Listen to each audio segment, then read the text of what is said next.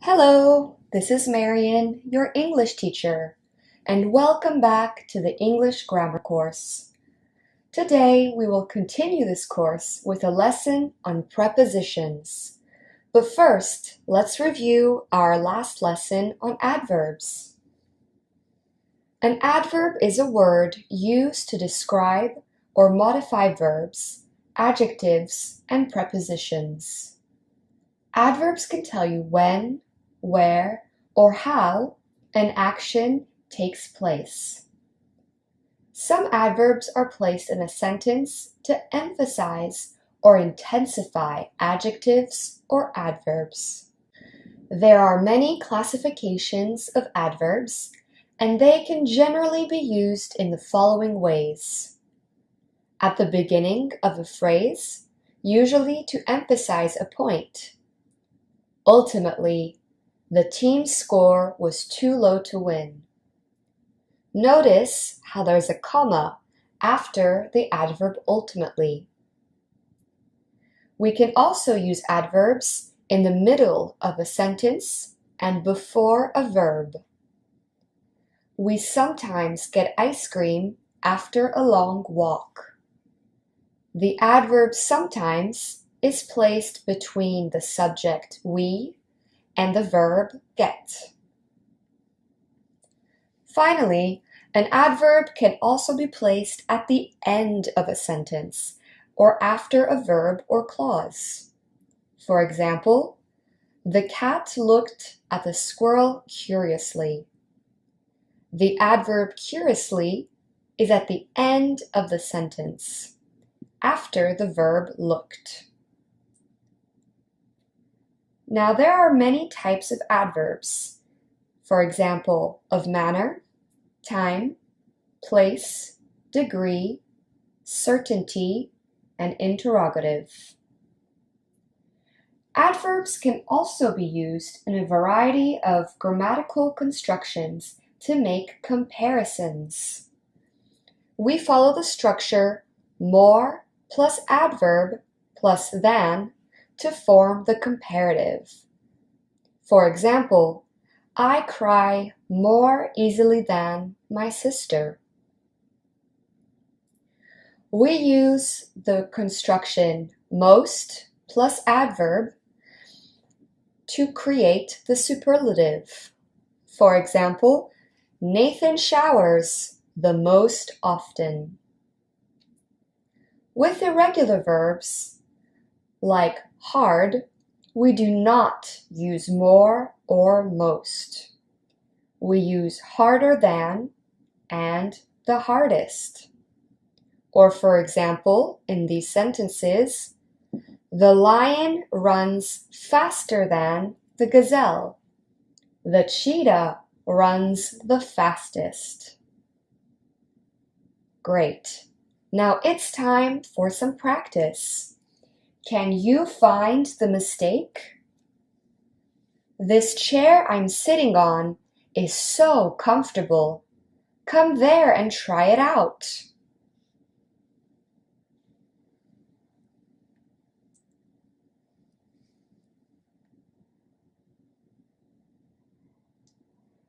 The mistake is there.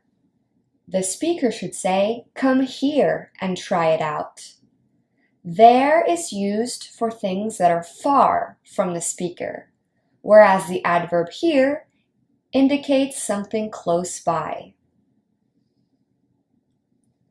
I like eating dark chocolate more better than I like eating white chocolate.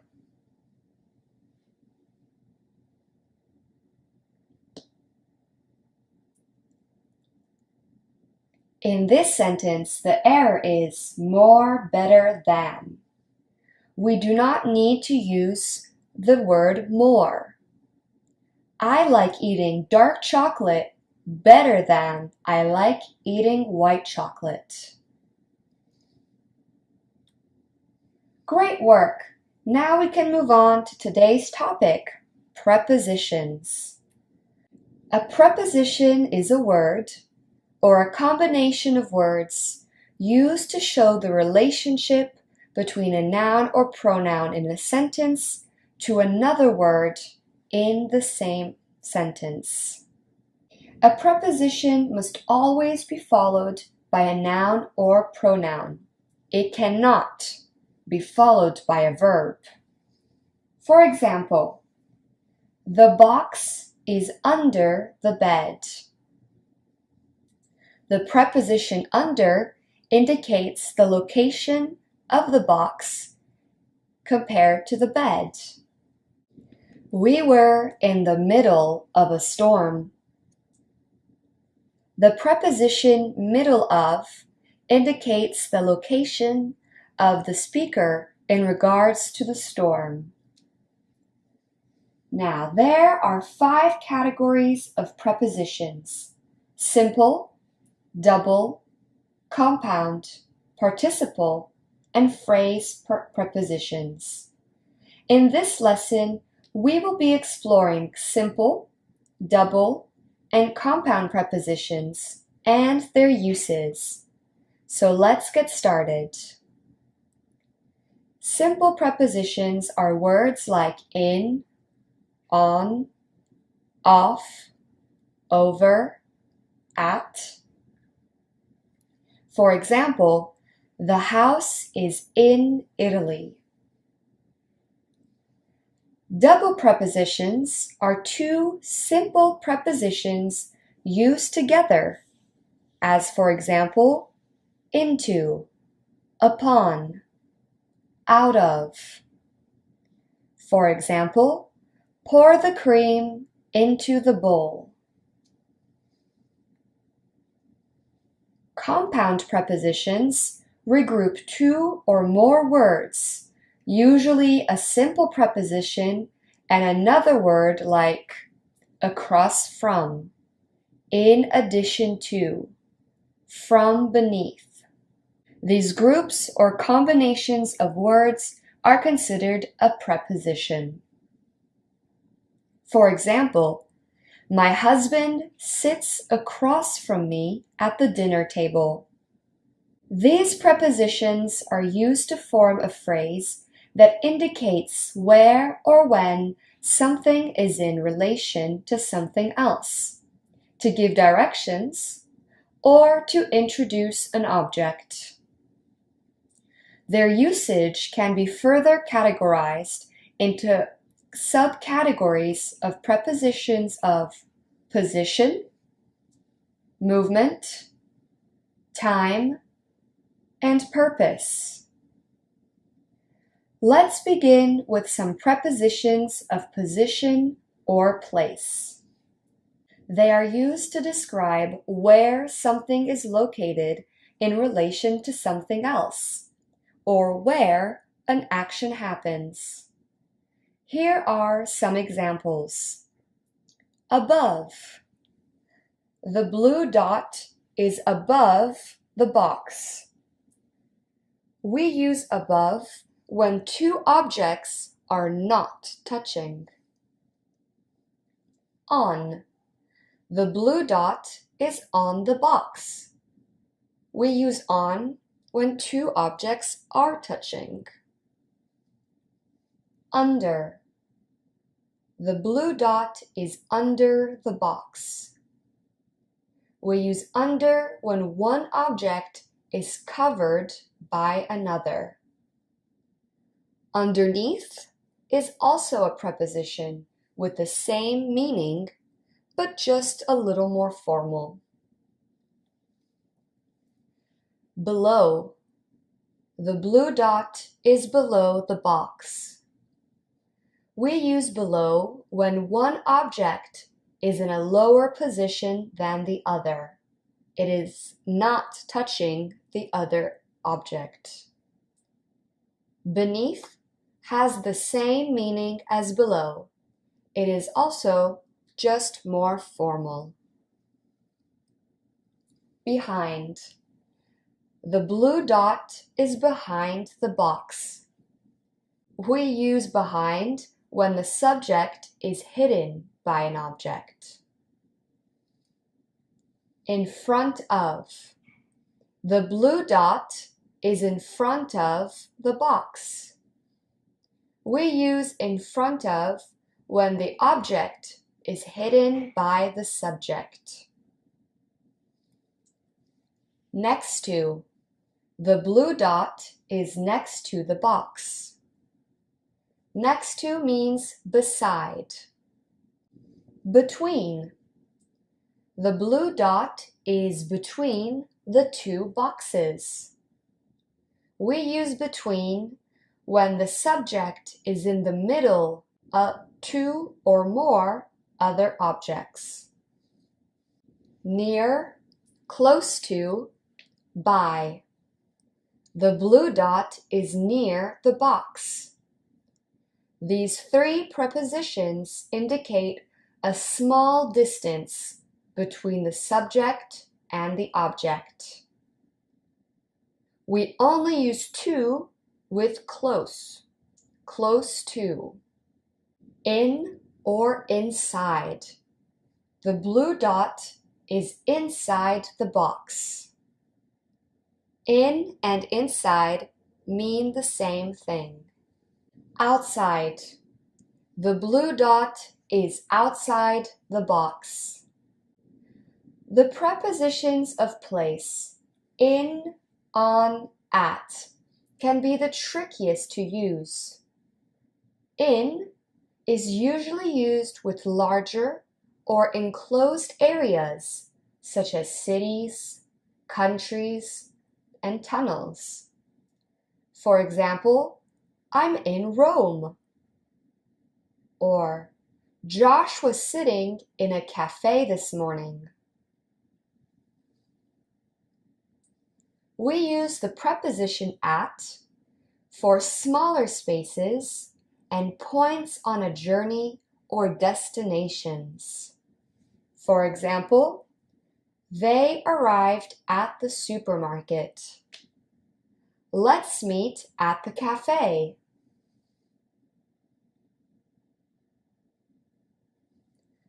On.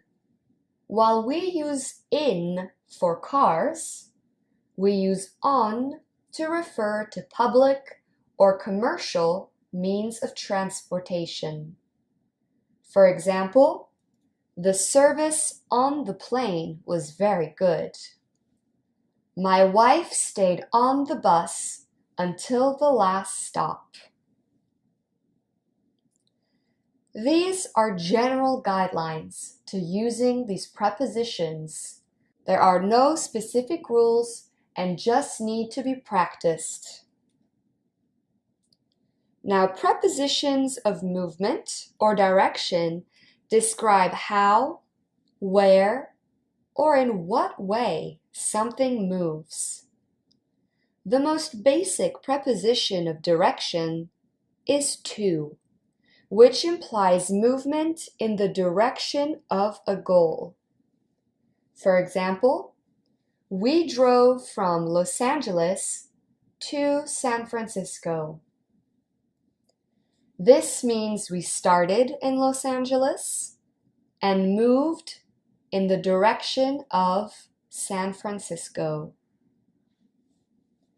Here are some more examples of prepositions of direction. Into. Into refers to something ending up inside something else. The cat jumped into the box. At the end of the action, the cat is inside the box. At. At is used to indicate direction. The dog jumped at my face. Along. Along is a movement in a straight line or on an edge. I walked along the road to my house. Around. Around is used for a movement in a circular direction. I ran around the track. Towards. We use towards when something is moving closer to something else. For example, The squirrel ran towards the tree. This means the squirrel is closer and closer to the tree. Now, prepositions of time describe when or for how long an event or action takes or will take place. The most common prepositions of time are equally in, on, at. We generally use on for days and dates. My graduation is on Monday. We use at for a specific time. Let's meet at 4 p.m. We use in to indicate a period of time. Let's work on our project in the evening. I like walking in the spring. Here are some more examples of prepositions of time. For indicates the duration of time. I've been living in Spain for 5 years. During indicates events happening at the same time. We shouldn't check our phones during dinner. The two events happening are checking phones and having dinner. Until is used for a continuous event that will finish at a specific point in the future. I'm staying at a hotel until Thursday. Finally, after is used for an action following a specific time or event. I'm meeting my friends after work.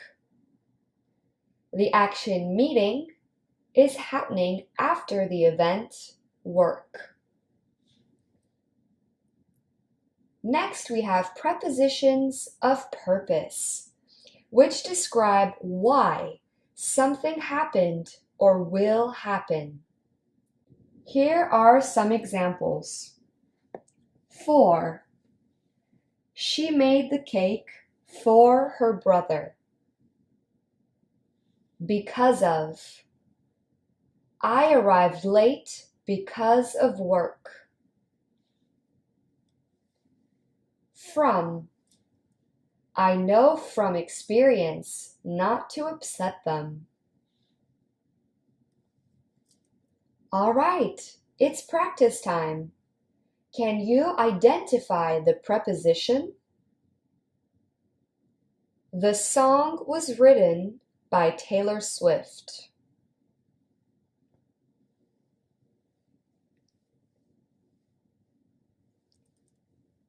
The preposition in this sentence is by. You have to pay for the tickets when you buy them. There are two prepositions in this sentence, for and to. My grandparents got married in the 1930s.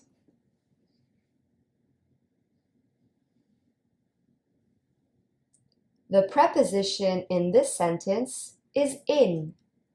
It indicates a period of time. He's very good at telling scary stories.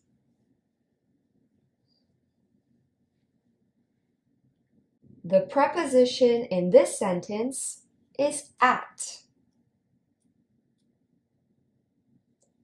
The runner suffered from a heart attack. In this sentence, the preposition is from.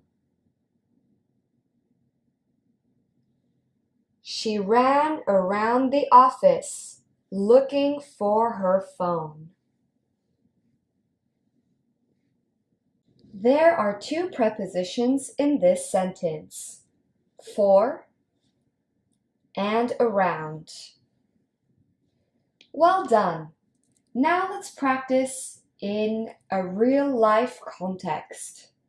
Here is part of a story from the Brothers Grimm. The story is called The Dog and the Sparrow.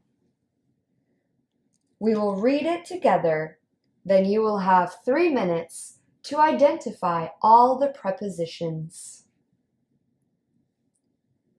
A shepherd's dog had a master who took no care of him, but often let him suffer the greatest hunger. At last, he could bear it no longer. So he took to his heels, and off he ran in a very sad and sorrowful mood. On the road he met a sparrow that said to him, "Why are you so sad, my friend?" "Because," said the dog, "I am very, very hungry and have nothing to eat." "If that be all," answered the sparrow, "come with me into the next town, and I will soon find you plenty of food." So on they went together into the town, and as they passed by a butcher's shop, the sparrow said to the dog, "Stand there a little while till I peck you down a piece of meat." So the sparrow perched upon the shelf, and having first looked carefully about her to see if anyone was watching her, she pecked and scratched at a steak that lay upon the edge of the shelf, till at last down it fell. Then the dog snapped it up and scrambled away with it into a corner, where he soon ate it all up. "Well," said the sparrow, "you shall have some more if you will. So come with me to the next shop, and I will peck you down another steak." All right, it's time. How many prepositions can you find?